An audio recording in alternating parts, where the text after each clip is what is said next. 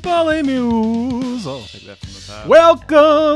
Welcome to Polymuse. These are your favorite cousins, one with the long arms and one with the great tickles. I'm Michael. I don't know which. Is that both describing you, or is that one for each of us? Oh, you got long arms. I'm a great tickler, right? You're a great hugger. Those big long arms. That's apparently so. I was not there when we ranked all of the various superpower attributes that we have, but apparently that's the case. Yeah, well, you're a great tree hugger, which is great because we're covering forest I would cop and to that. ATWA today. Oh, there you go. I'm a tree. I don't know about hugger. I hug it with the inside of my lungs, but I don't know if that's the same kind of tree you're talking about hugging or not. Well, anyways, we're here covering System of a Down's Some real Toxicity hippies, some album. real tree huggers. Yeah. We got the SOAD boys. Nah, not really. They're a lot more militant, a lot more extreme, a lot more. They're out there, dude. This stuff is out there. They're all, they are thinking about reinventing society. They're thinking about cults. They're thinking about war. They're thinking about massive group psychosis. These are topics. These are not love songs. These are not hate songs. These are some of this. I mean, obviously, some of these topics are evil, but some of these topics are beyond good or evil. They're talking about, spiritual concepts of, like, what is this about? Is this about a cult or something? This is a weird one. They say a bunch of weird things, creepy things. Is it poetic? Is it weird? We'll find out. A little touch of this and that. I think it's cool. It's weird. Yeah, well, it's creepy. Verse 1 is supposed to be like Mother Earth talking to a child that represents humanity. See, like I said, as big of a, it's not an individual concept. We're talking about global concepts. Yeah, I'm sure that came through crystal clear for all listeners. Yep, all tree huggers united as one and realized that. So it's just trying to show us the error of our ways. The chorus. Oh, yeah. Why can't you see that you? So it's like, why are you polluting? Did we do this already? I feel like we had a different System song where we're like, it could be about pollution. That could be many System songs. Is it mental pollution, spiritual pollution, real pollution, political pollution, prostitution? Yeah, and the chorus is trying to get everyone to acknowledge they're part of a hive mind. Okay. And part of the earth. Verse 2, hypothetically, in my research, could be referring to make the forest turn to sand, perhaps a Middle East reference. Oh, yeah, right. But what's wrong with sand? I mean, I guess if you had a forest to begin with, it's a cycle. The cycle. But don't destroy a forest. I mean, the sand is beautiful too. Yeah. It's just, you don't want to. Because then the bridge kind of brings us around to the unnatural television and circumstances of religion and weapons that are mass produced, that are not normal, and a call to nature and no religion, and no religion too. Yeah. Imagine is it that kind of thing, like a John Lennon? Imagine what could we be with no ideologies, no. It seems to just be yes. Put our differences aside. As we know, System of a Down. Stopped killing each other. Yeah. Is kind of anti. Oh, there's some hippies. No, I'm kidding. Yeah. Well, there's some tree huggers. No. There's some trees with the inside of their lungs. That's how they hug trees. Yeah. Speaking of that, there's a very funny video of System of a Down at the cannabis, like some kind of cannabis tasting event, and this was like way before it was legal in America. They're in like Amsterdam or something, and they like got invited to like this high class, world class cannabis event. Awesome high tier YouTube content of the System boys in the glory days. Yep. Just expressing how refined their palate is and how good of taste of certain delicacies they happen to have. So they were keeping up. That's the thing, is like, these are the guys that got the world-class strains. So that's kind of the tree hugging that they are known for in that way. You didn't know, but they are like powerhouse. They can get it done. They're mad chiefers on that video. Some funny stuff. So this could very much be seen as a conversation between God and Jesus. Okay. Rick Rubin said the guitar riff is a great example of System of a Down's creativity. So we will hear that. I agree with that. There's a lot going on this one. They've got a lot of different sections. They've got a lot of different, very operatic. It's the type of thing where you got your highs and your lows, and it's the same character kind of taking you through all the different emotions in one piece of music. Just it's very musical. We don't say it enough. They're thrashy and distorted and heavy, but the dynamics are there. There's just so many aspects of the musicality. They're so tight. They use so many different textures to their sound. Like in this one, it starts off with that crazy like open snare, and it just takes you back to that type of like Armenian music or Middle Eastern music. It's got that oompa oompa thing where it comes from, you know, it's like almost a polka beat, but literally it's still almost like a hardcore rock beat. You know, they're pulling from both two different angles like they always are, and it's just that eeriness. This one reminds me of like Hansel and Gretel type vibes where you're in the enchanted forest. It's like you don't really know like what's going to be around the corner. Yep. It's like it could be anything. It could be Narnia. It could be you have no idea where you are, what country you're in, what type of place you're in. It gives you that vibe just musically, just with the way the different tones they do. You could put it on. I feel like it's that type of emotion where you could put this song. It'd be a weird opera, but this song, put an opera singer doing this song. And Serj Tankian has done that type of music too. He actually toured with an orchestra. I don't know if they did Forest. I don't know that they did. But we're in that territory. Like we're in that realm where even when it is kind of this alternative rock, you know, new metal, thrash banger song, the performance of it, the tonality of it, it's like it's opera. The way the emotional way that he performs the vocals is just astounding. And it's all Serj. It's no Darren on the vocals, which is a rarity. Darren won't stop now. The recent two they did, Darren won't shut up. I wish he would. They're both good. They're great that they are both so talented that they can sing together, and that's always my preference. You know, coming off the Linkin Park podcast where they have two great frontmen, two great, you know, I want that aspect. I value that in System of a Down. But by the end of their career, Darren really did start overshadowing him on a lot of that stuff. So it's cool to see a Serj solo track, as it were. And you know what? Let's give it a rip. Let's do Forest here on Polymuse Radio. I don't actually like this song. Wow. We listened to it a lot when we were younger, because this was in the first batch of songs we were pulling offline, I think. On the unofficial mixtape, yes. I don't think has a lot of memorable lyrics. I don't think it's quite experimental enough to be super special. I actually think it's kind of boring. Okay. I skip the song a lot.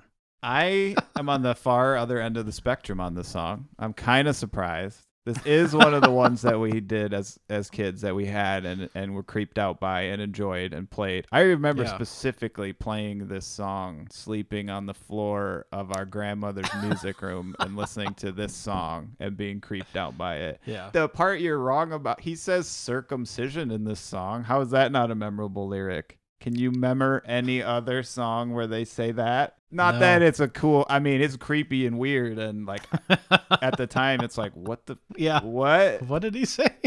I'm just saying it is memorable. I'll never forget that Forest is the song where he says the circumcision's on the chair. Like, I'll never forget that. Like, I don't know what he's talking about or why he said that. But if you said, what is the song where they say that? 0 seconds flat, I'd say Forest.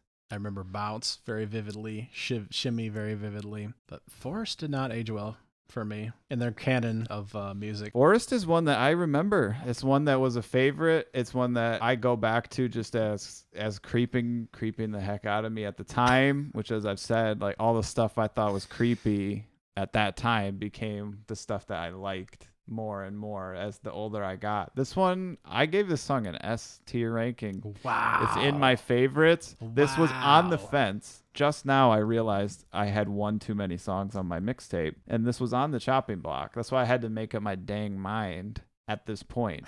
And I made it. It's on the mixtape. Wow. My new mixtape. It was on. I get what Rick Rubin meant about the riff, because this is basically System of a Down's Enter Sandman almost. It's not quite as bad as that, where Metallica's got Enter Sandman where they just play the same riff over and over, but they do so many different variations on the riff that you don't realize that it's just down, now, like the same exact notes repeated. And it's kind of like that, where they do kind of the the condensed version of the riff and then the spread out slow version of the riff, and it's the same kind of patterns, but they're doing every possible like variation on it to get you to the fast stuff and the slow stuff and the sludgy stuff and the breakdown stuff. It's still just that down, now, now, now, now, now, now. Yep. But they condense it and spread it out and do a fast one and a slow one, and I appreciate that. For whatever reason, dude, this one just gives me a mental image like of the forest, It certainly gives mental imagery, absolutely,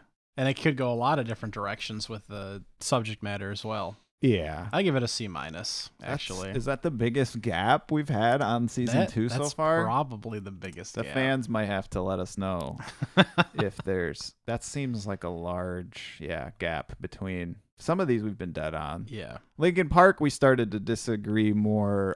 Some of them, it'd be the ones I liked was the ones you were not liked.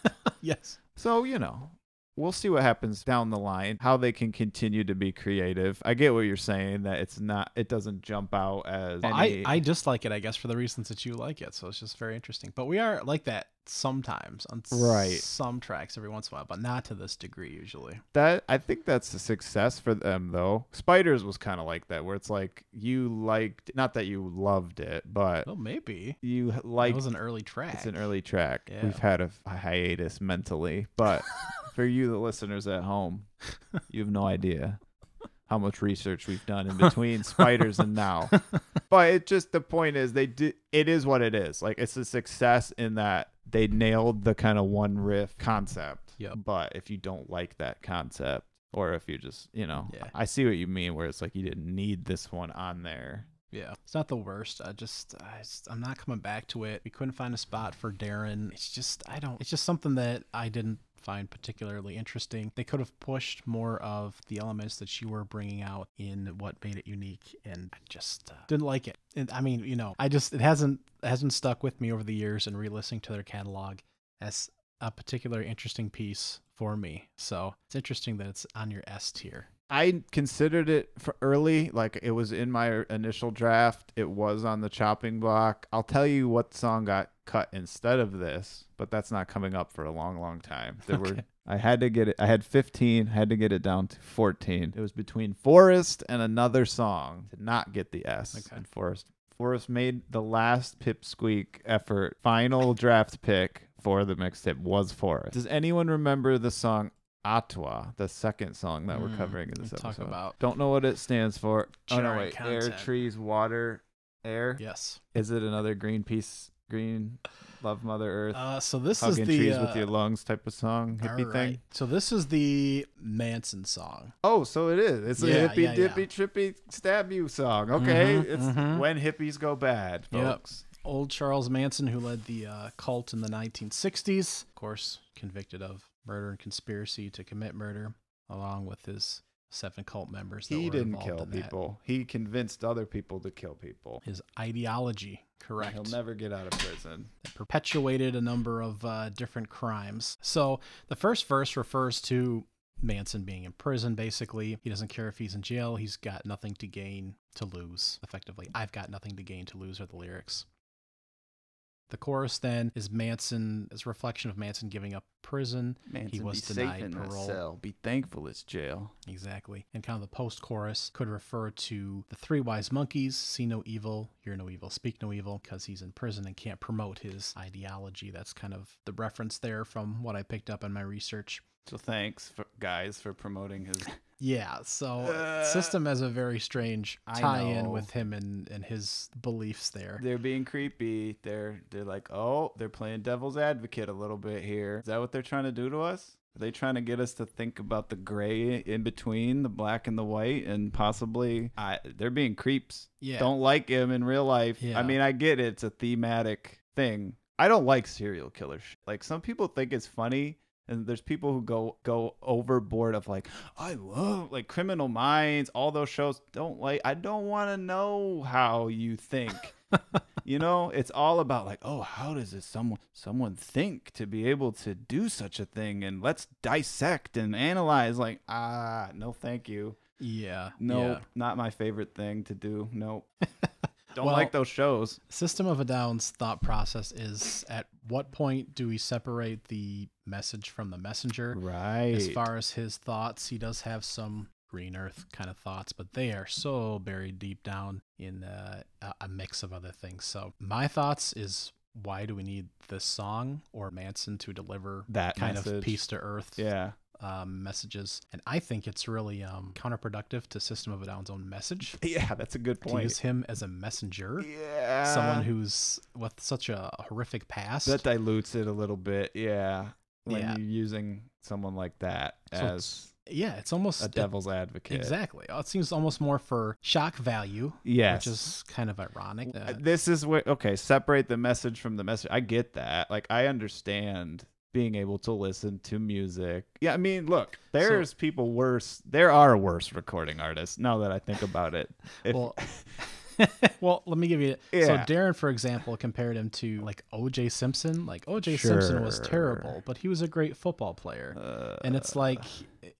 we very much condemn O.J. Simpson, everything he's done, and for the most part we do wash away his football past for everything that he's done. And there's comparisons to, like, Martin Luther King cheating on his wife, which again how do you contrast infidelity in a personal life to all the ability someone has to make changes on a national level and worldwide level to what if he killed his wife? Not even well, so let's play what if MLK killed his wife, just for instance, or whatever, or whoever, pick whoever. It's obviously there's varying degrees to where we will excuse. You're right. Okay, and he has nothing to do with Charles Manson. That's silly for them to. I see what they're saying. Silliness. It's the opposite. And like, oh, this is the opposite. Is a good person who did something bad versus a bad person who did one good thing. Yeah. O.J. Simpson was actually acquitted of murder, if we remember correctly. So he wasn't even actually convicted, and we fully recognize that he probably did something wrong. Yeah. Wow. So it's like, that's not a great comparison. The glove didn't fit. And maybe we would look at Martin Luther King if he was delivering his message a different way than just infidelity. But again, it's murder, as you suggested. There's recording artists who've been accused of things that are probably equally as bad. I mean, there's certain, who knows? I mean, it's I know what they mean. I know what they mean to separate the recording from the, just because someone does something bad. I mean, whatever. Let's go. It's just a very We grew up with the Cosby Show. Yeah. We might as well talk about specific. Far be it from us to further trash the reputation. We might as well name names of the type of thing that's what we're talking about, though, where it's like he was so positive to so many people in his career and in his work, personal life, private life, what he created. Like, there's so many good things. Some of the things that he did with his time that it's confusing. I mean, it's whatever. I get what they're trying to do. I'm just not sure anything positive came from Manson, or that same message that he had couldn't have come from someone with positive. That's our point. That's a good point. We have people that have delivered positive results with mixed pasts, and then we have Manson, who's a big zero. We're like, why was he a message deliverer? And just to talk about Manson one more time for the universe, I mean, get it out of here, and just so we never have to bring it up again. There is the connection to Marilyn Manson, where it's the first name is a supermodel, and then or whatever, and then the last name is a serial killer, and all the members of his band are like that. So that's another of him being used as the duality of Charles Manson, Marilyn Manson, whatever. And Slim Shady references Charles Manson frequently, but he references it in the way of how Slim Shady is a cult leader to, get kids to do bad stuff. And all that is a joke. It's just, when you make a comparison, when you make a reference, when you do something tongue-in-cheek, they should be able to do whatever shock value extreme thing that they want. And I understand they want a certain amount of shock value to get their message across, but possibly not the correct way to shock. And it's so buried in there. I mean, we had no idea this was a Charles Manson thing until we... Yeah, it just seems contradictory to their messaging. And they've always been very, not always, I don't want to say clear in their messaging, but strong in their beliefs. So to twist this in there just seems very unproductive and counterproductive, and kind of makes you look at them sideways a little bit. So, and Marilyn Manson actually does have allegations of something. That's very confusing. That's why it's confusing. Yeah. Because he took it as like No, that's why it's confusing, because he took it as like a Slim Shady thing where it's like, it's not real. I'm not really a psycho. I'm just kidding.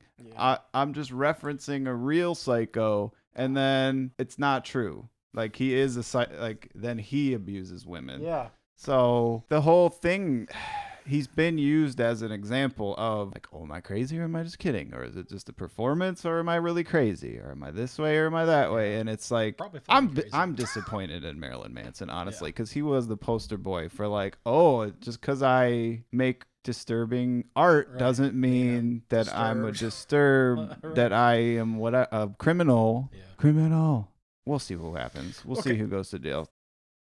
So musically, I do like it. I mean, we've gone on and on about the concept. It's heavy. It's got that like chill, really long chill intro with the kind of clean guitars. And then when they get into the, you don't care about how I feel, dun, dun, dun, dun, dun, dun, it just thrashes. It's slow, grindy, not grindy, but sludgy. Like, it's that slow, pound you over the head with it rhythm. And you could definitely sway to this, dude. If this was like Wall of Death, this is where you get it ready. Like slow mosh, not like crazy running around like hardcore dancing, but like just everyone swaying as one, just menacing type of riff. For sure. And I can get behind that. Yeah. That is going to be okay in the rankings with me musically. Yeah. So about 45 seconds of the guitar to kind of start there, and then you get the crashing violent versus the calm versus kind of back and forth there that we see. The stark contrast is where switching up there lyrically. So yeah, and then the bridge guitar breakdown gets a little wild there, which is nice. And it's almost like the subject matter of kind of either breaking down in prison or retreating into your cell, or maybe his insanity. Could be a lot of different directions based on the content there. So it's kind of cool to see that contrast, or comparison, I should say, in the actual instrumentals there. What's that shake out to for a grade for you, all things told? I gave it a solid B. I gave it a B+. I think that riff is good. I really think it locks in tight. It deserves to be on the album. I think the concept of it, the gimmick of it could have been more. They do have the both vocalists on there with the Darren. It sounds good. It's the right amount of both of them where they're not overpowering each other. B+ makes sense. Cool. B+ for you, B for me on ATW. Hey. On the POLYMUSE. Podcast, baby. YMU. POLYMUSE. Polymuse. It's your favorite show. With your favorite boys. Yeah. So we'll keep rolling along. Keep hitting you with those System of a Down. Keep an eye out for next week's episode. Still in the Toxicity era. You know what? You're about to just buckle up for the next episode. It's about to hit you right now.